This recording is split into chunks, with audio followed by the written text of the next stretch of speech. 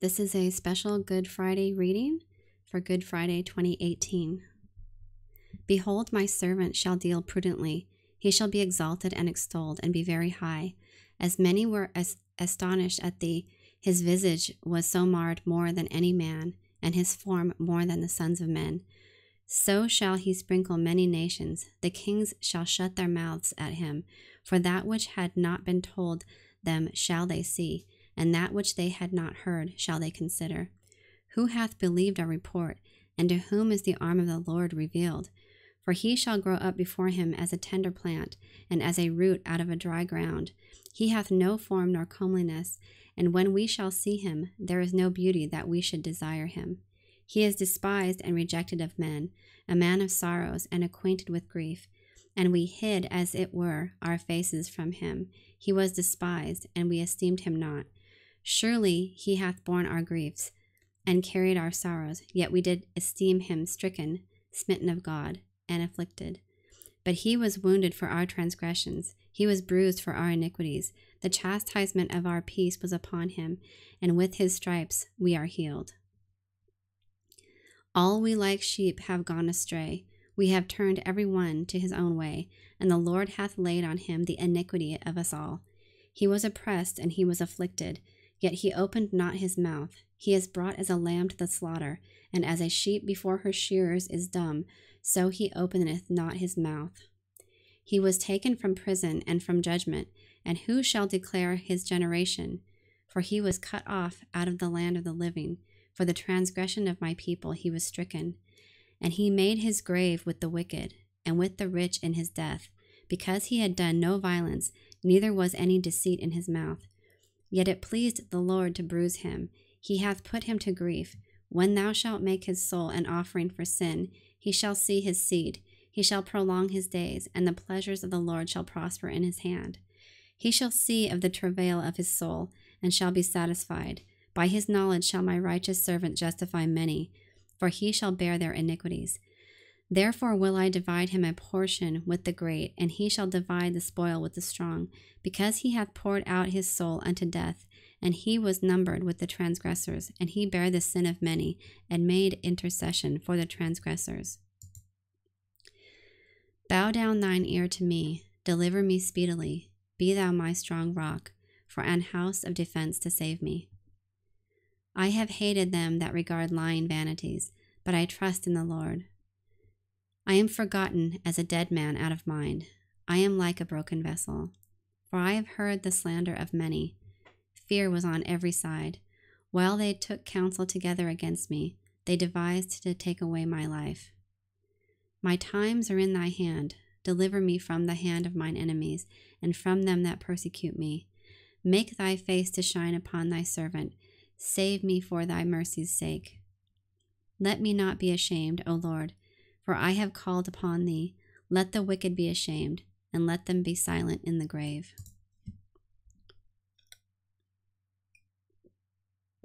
Seeing then that we have a great high priest that is passed into the heavens, Jesus the Son of God, let us hold fast our profession. For we have not an high priest which cannot be touched with the feelings of our infirmities, but was in all points tempted like as we are, yet without sin. Let us therefore come boldly unto the throne of grace, that we may obtain mercy and find grace to help in time of need. Who in the days of his flesh, when he had offered up prayers and supplications with strong crying and tears unto him that was able to save him from death, and was heard in that he feared, though he were a son, yet learned he obedience by the things which he suffered, and being made perfect, he became the author of eternal salvation unto all them that obey him. When Jesus had spoken these words, he went out forth with his disciples over the brook Cedron, where was a garden, into which he entered, and his disciples.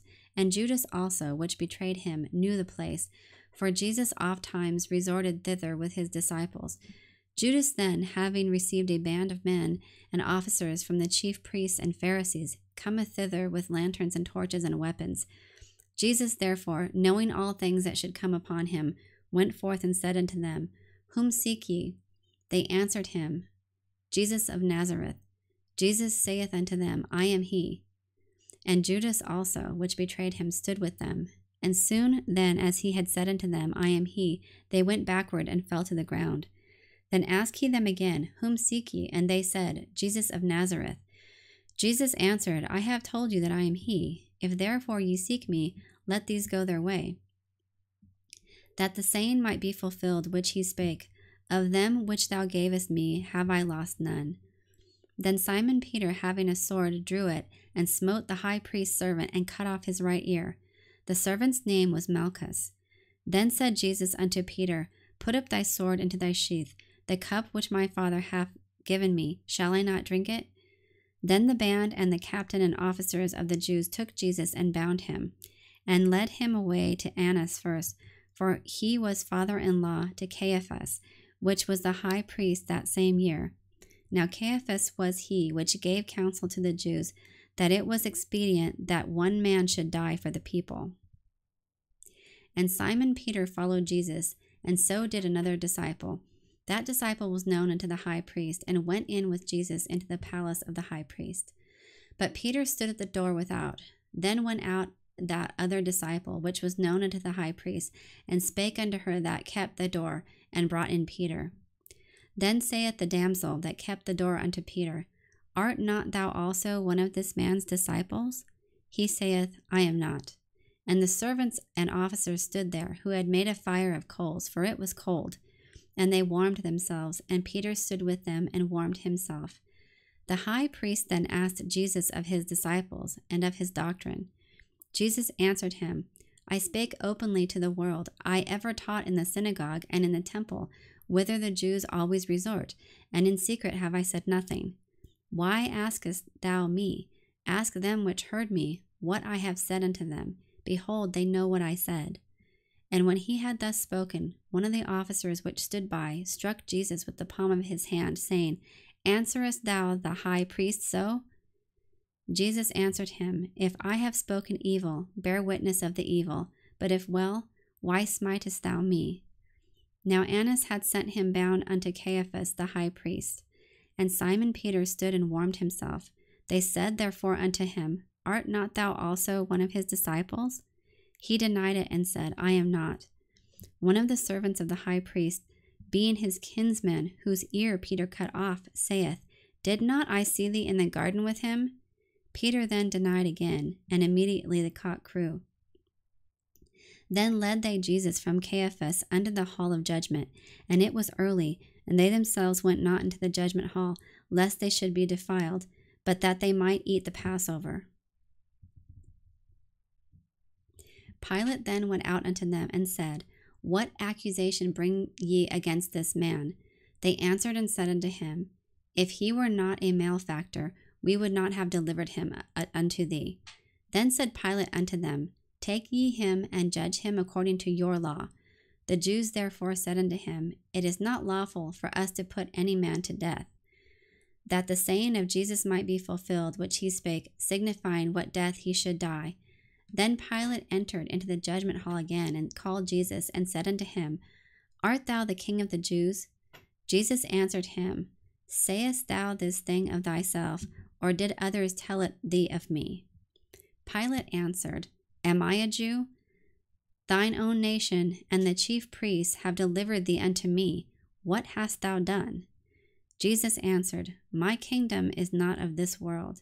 If my kingdom were of this world, then would my servants fight, that I should not be delivered to the Jews.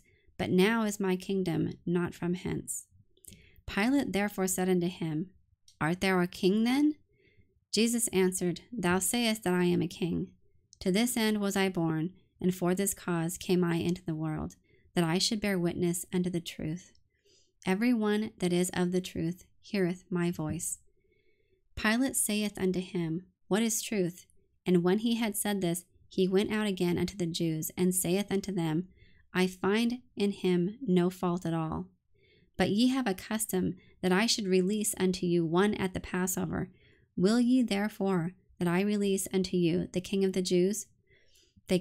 Then cried they all again, saying, Not this man, but Barabbas. Now Barabbas was a robber. Then Pilate therefore took Jesus and scourged him, And the soldiers plaited a crown of thorns and put it on his head, and they put on him a purple robe, and said, Hail, King of the Jews! And they smote him with their hands. Pilate therefore went forth again, and saith unto them, Behold, I bring him forth to you, that ye may know that I find no fault in him. Then came Jesus forth, wearing the crown of thorns, and the purple robe. And Pilate saith unto them, Behold the man! When the chief priests, therefore, and officers saw him, they cried out, saying, Crucify him, crucify him. Pilate saith unto them, Take ye him, and crucify him, for I find no fault in him. The Jews answered him, We have a law, and by our law he ought to die, because he made himself the Son of God. When Pilate therefore heard that saying, he was the more afraid, and went again into the judgment hall, and saith unto Jesus, Whence art thou? But Jesus gave him no answer. Then saith Pilate unto him, Speakest thou not unto me? Knowest thou not that I have power to crucify thee, and have power to release thee?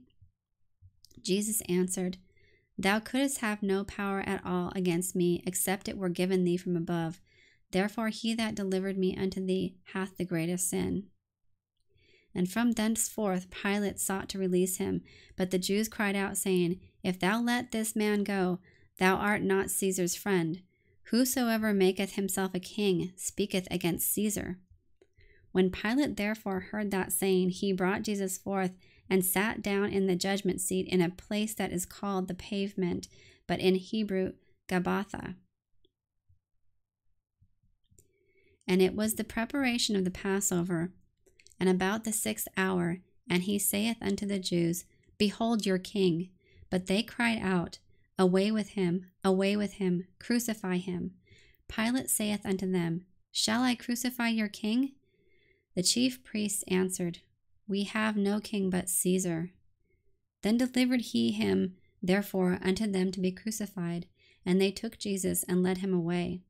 And he, bearing his cross, went forth into the place called the place of a skull, which is called in the Hebrew Golgotha, where they crucified him and 2 other with him, on either side one, and Jesus in the midst. And Pilate wrote a title and put it on the cross, and the writing was, Jesus of Nazareth, the King of the Jews. This title then read many of the Jews, for the place where Jesus was crucified was nigh to the city, and it was written in Hebrew and Greek and Latin. Then said the chief priests of the Jews to Pilate, Write it not the King of the Jews, but that he said, I am King of the Jews. Pilate answered, What I have written, I have written. Then the soldiers, when they had crucified Jesus, took his garments and made 4 parts, to every soldier a part, and also his coat. Now the coat was without seam, woven from the top throughout.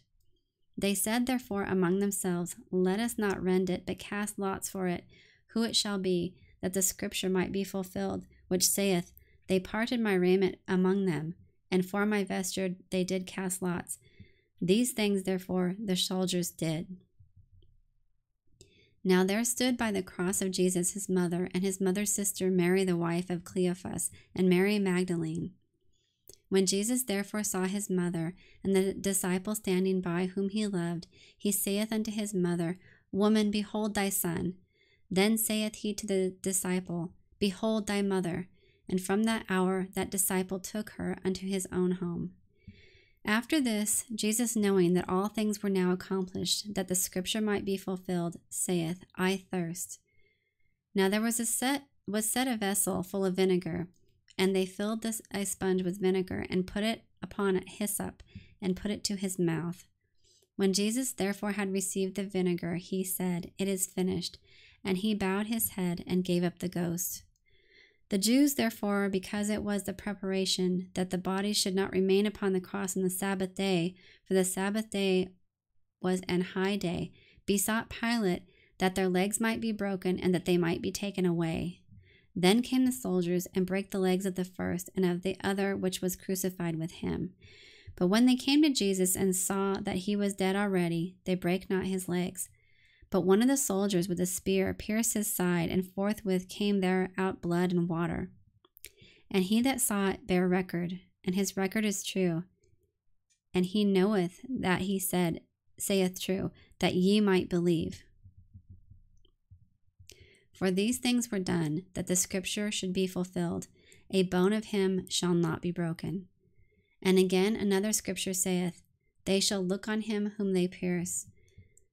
And after this, Joseph of Arimathea, being a disciple of Jesus, but secretly for fear of the Jews, besought Pilate that he might take away the body of Jesus.